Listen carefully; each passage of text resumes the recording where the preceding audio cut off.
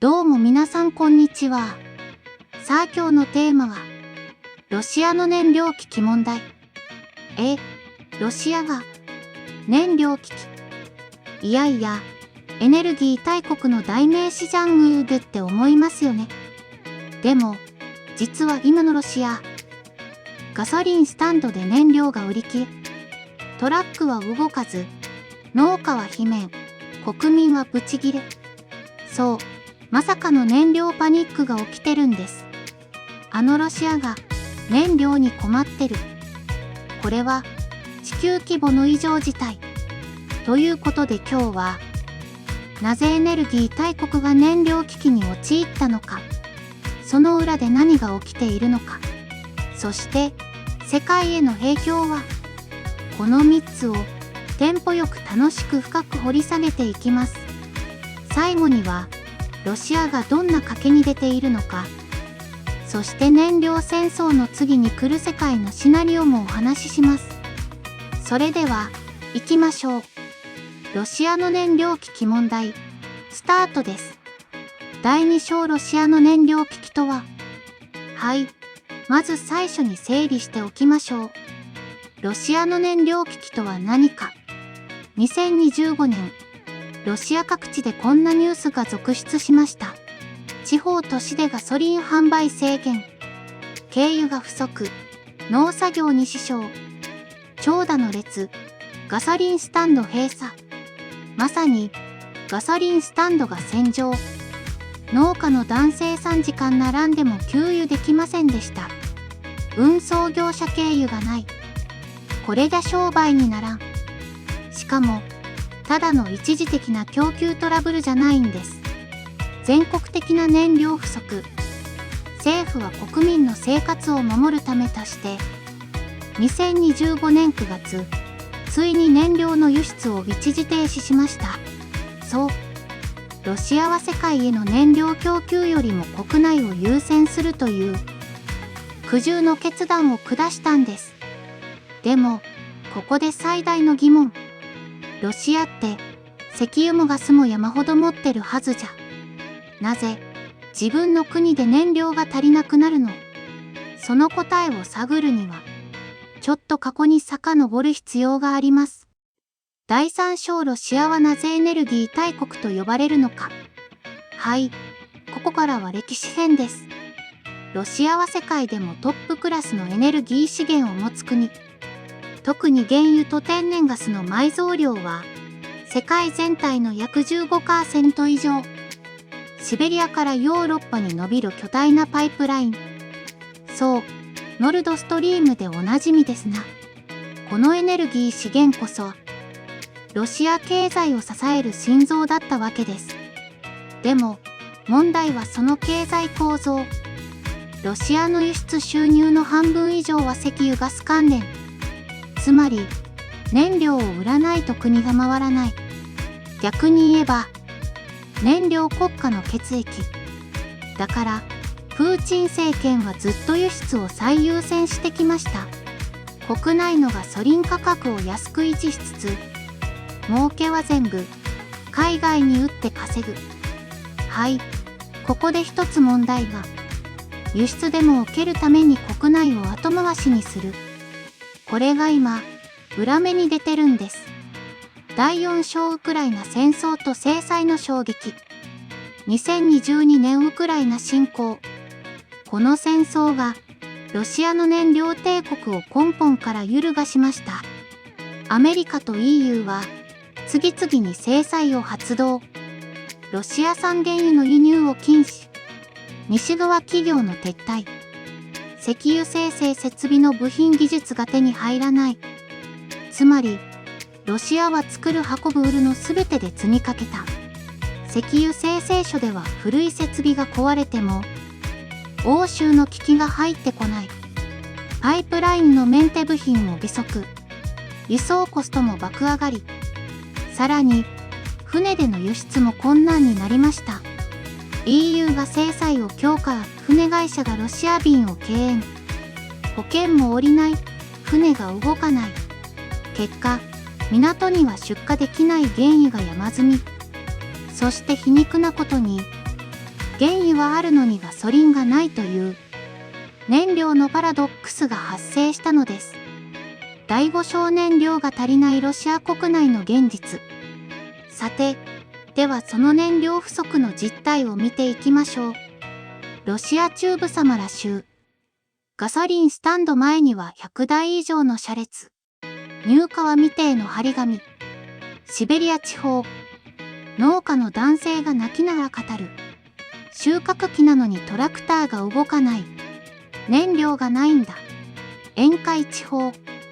漁師たちが港で立ち尽くす。海に出られない。燃料が高すぎて商売にならない。SNS ではこんな声が溢れています。今日はガソリンを買えなかった明日はどうなるの？ディーゼルの闇取引が始まった。スタンドの前で喧嘩。まるで90年代のロシアだ。そう、これは単なる経済問題ではなく、国民の生活インフラ崩壊。さらに、地方自治体は緊急声明を出す事態に、公共交通の運行を一部停止。医療用車両の燃料確保を最優先。この状況に政府もようやく動き出しました。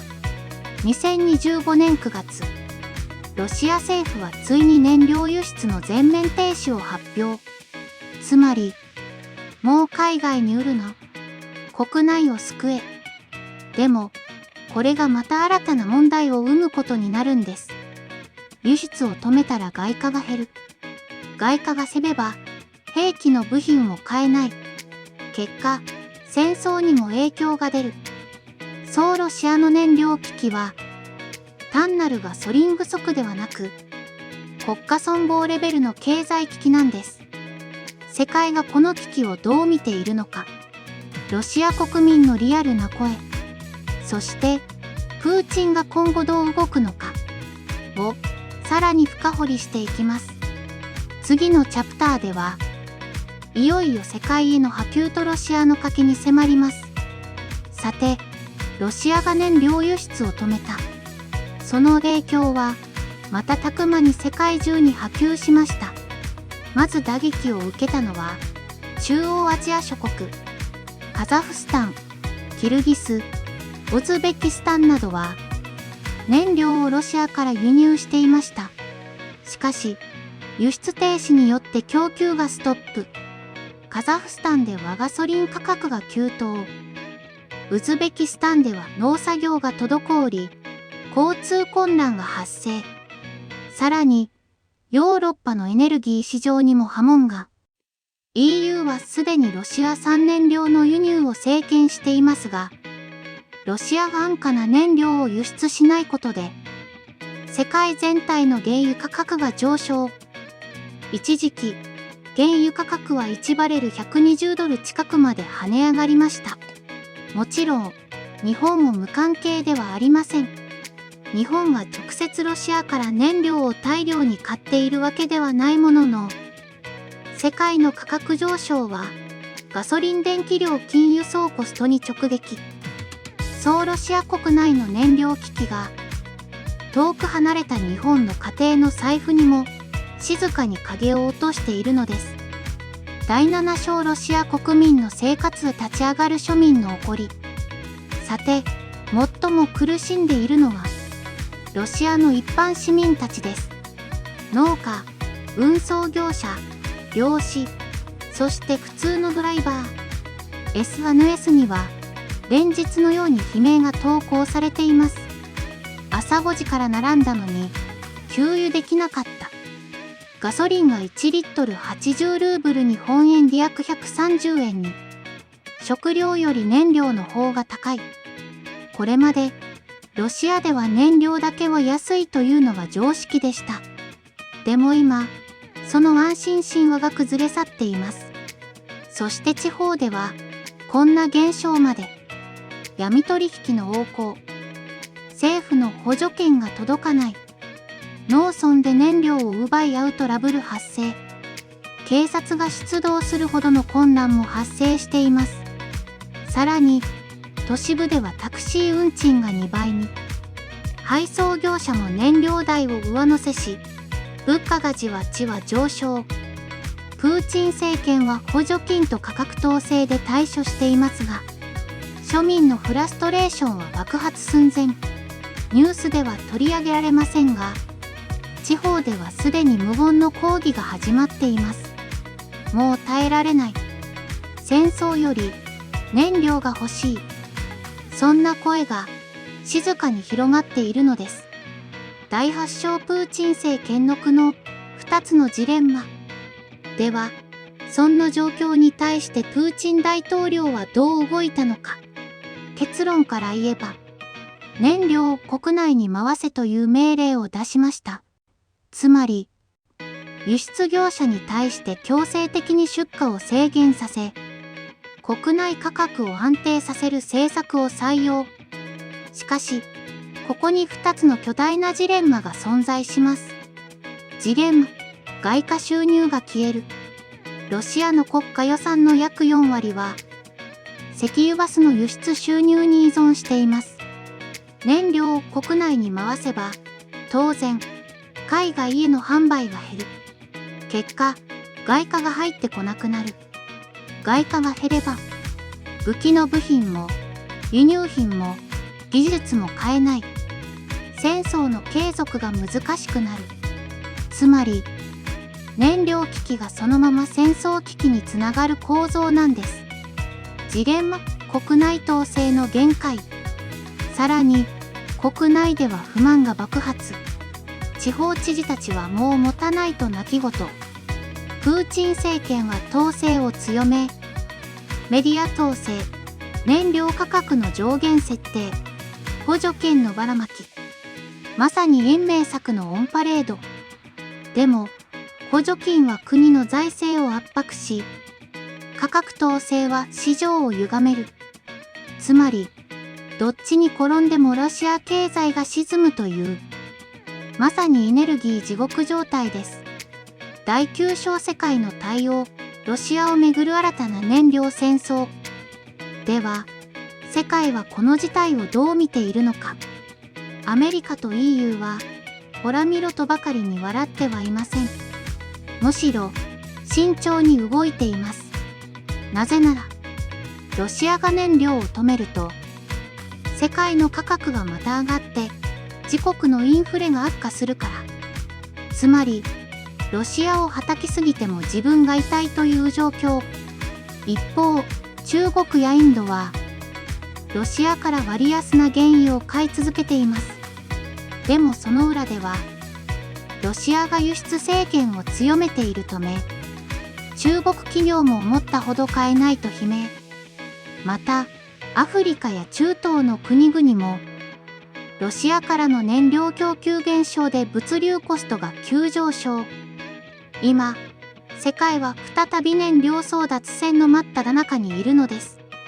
第10章未来予測るロシアはどこへ向かうのか。ここまで見てきたように、ロシアの燃料危機は単なるエネルギー不足ではありません。それは国家の構造的な限界の表れです。短期的には、輸出を減らして国内を救う。補助金で国民の不満を抑える。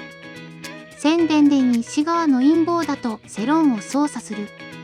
でも、長期的には、インフラの老朽化、外貨収入の減少、国民生活の疲弊、これらが一気に押し寄せ、プーチン政権の統制モデルが揺らぐ可能性があります。さらに怖いのは、冬の到来。ロシアの冬は長く、厳しい。燃料がなければ、命に関わる。